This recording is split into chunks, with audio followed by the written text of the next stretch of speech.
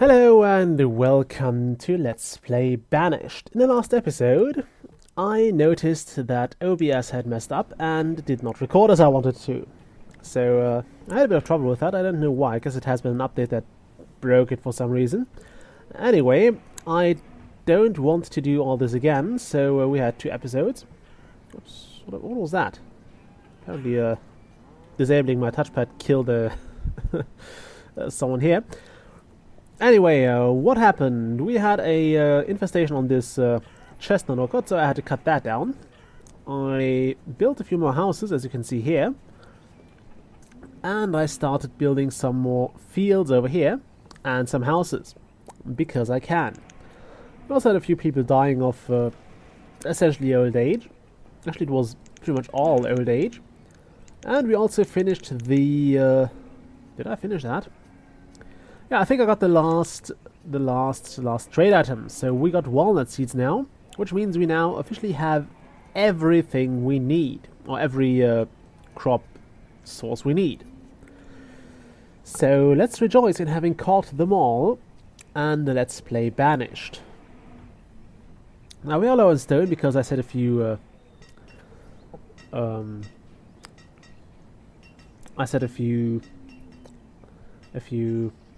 stone houses to be built. But all in all, we are doing okay. And I'm just setting up a countdown here. So, not that. There we go. What happened was, I don't know why, but OBS was first not recording at all, so I got the black frame when I was, actually just a black picture when I was recording. The audio was working fine, but there was no picture to it. Then it seemed to have recorded, so I only did a quick test in the main menu. And that was a mistake, because as I learned 2 episodes later, it would only record the main menu. So it was kind of weird to see, because you had the main menu video, but you also had the mouse. The mouse cursor was actually recorded properly. It was moving all over the place. I was talking about what I was doing, but you could still only see the main menu, and that was kinda not as I wanted it to. So I had to throw those episodes away. However, right now we're at a pretty good situation. We still had a bit of a surplus in food, so I decided to build more houses. Shortly after that, we had this crop infestation here. Although this place is being replanted nicely, so I hope we'll get some fruits or some chestnuts very soon. We're currently in early spring, so the fields are replanted. And I think I also set up a new graveyard here, which is mostly done by now. The old ones are getting full. This is nearing full, and this one is pretty much full, so it's probably a good idea to make a new one and to get that going. It also helped with emptying out our stone supplies, which was probably not the smartest idea. However, there's not much I can do about it now, so we'll just roll with it. And I built a whole lot of houses, some wooden houses down here and some stone houses over here.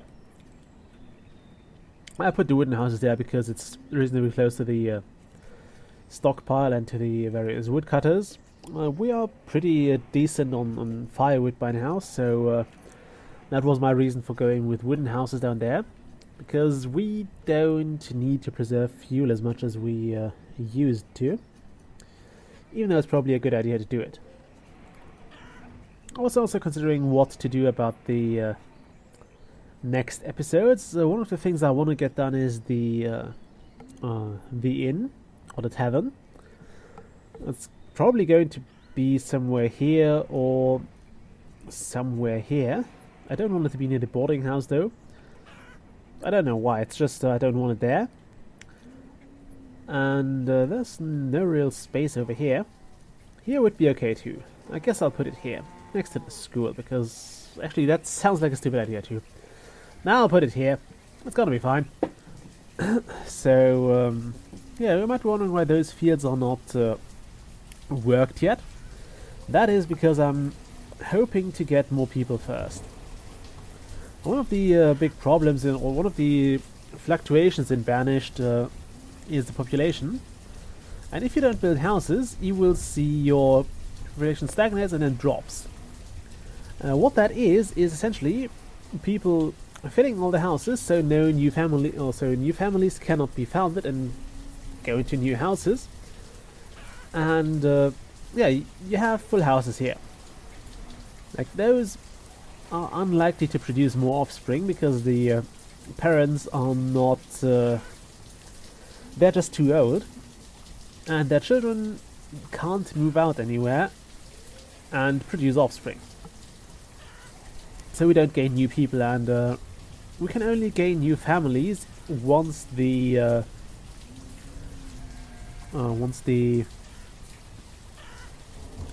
house has been completely emptied. So once somebody from here, or one of the old people here died, well, actually they do produce offspring.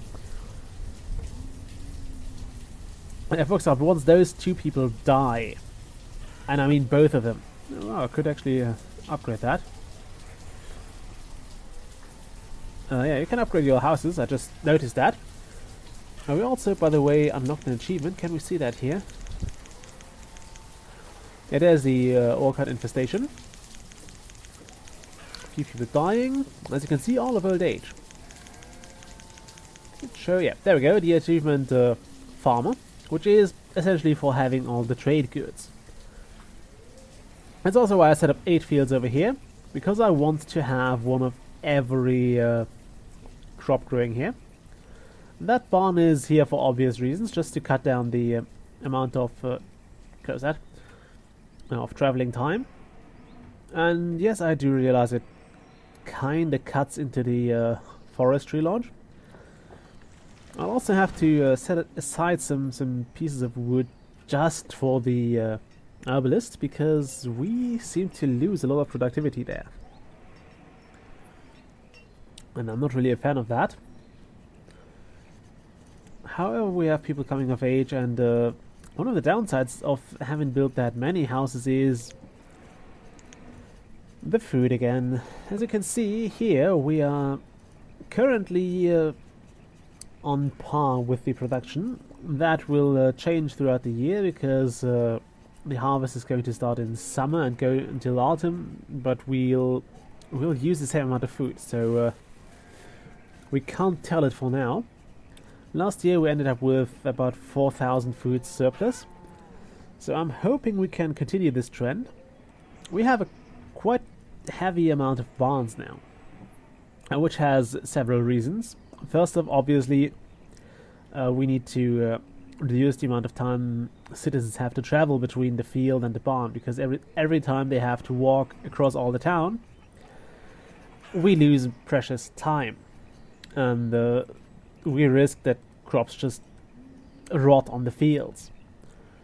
Secondly, I need to distribute things a bit, because if you only have like 1 or 2 central barns and you have a hurricane going right through here, you lose everything that is stored in those barns, or marketplaces for that purpose. So you really don't want everything to be stored in the same barn. Now I can't really go into micromanagement and say, okay, I only want 50 tools here and 10 tools here and 10 somewhere over there. But I can at least offer my citizens several barns and hope that things will be distributed anyway. It's most important for the food though, because everything else you can make, but if you're out of food, you're screwed. That rhymes, so it must be true. Yeah, you can work without tools. You can even go to the mine without a tool. I don't know how you would do that. I guess you'd smash rocks against each other until you get the iron out, but you could do it. But if you're out of food, you can't. If you're out of clothes, your citizens will just go back to warm up more frequently. They will go find a house and then warm up more often than they would if they had clothes. If they don't have education, they are just not carrying as much, and they're not working as fast as with education, but that's pretty much all.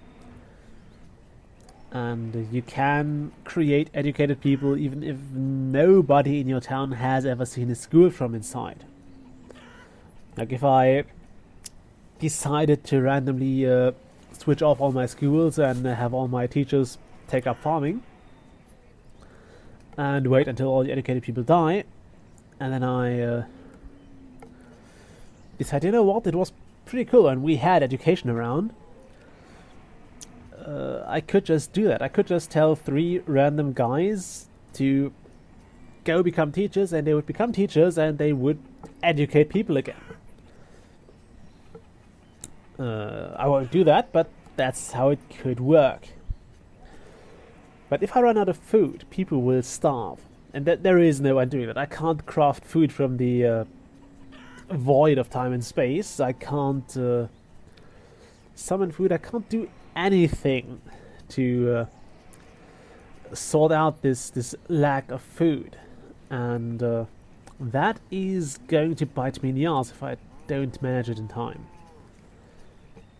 We're also really short on pretty much everything.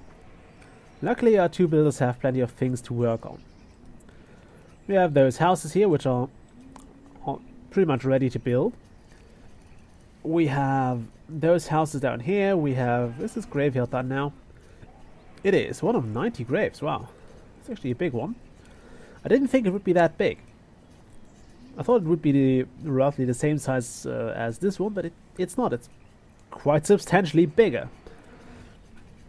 And I believe this will sort us out with our grave needs for a long time again.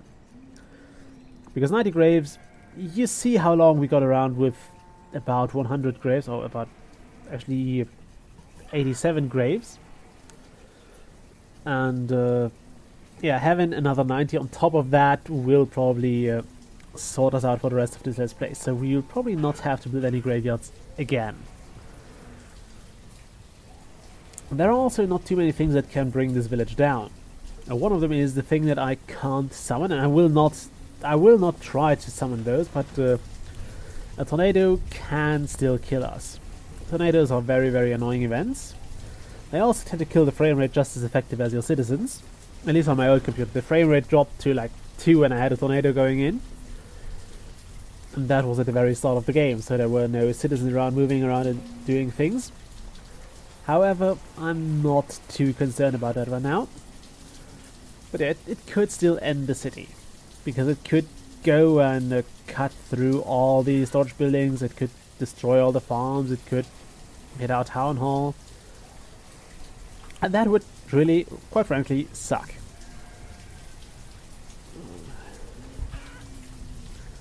However, we should be fine for now. So where are my builders currently building? What are you building? One is building a stone house and the other is doing something else, apparently. Completely unrelated. Also, our town is now 65 years old, so that's something, I guess. I think we get an achievement for 100. But I'm not sure if I'll do this in this Let's Play, because, as I said, there's not too much more I can do here. And one thing I currently don't want to do is building a tavern. I actually want to do it before I end the Let's Play.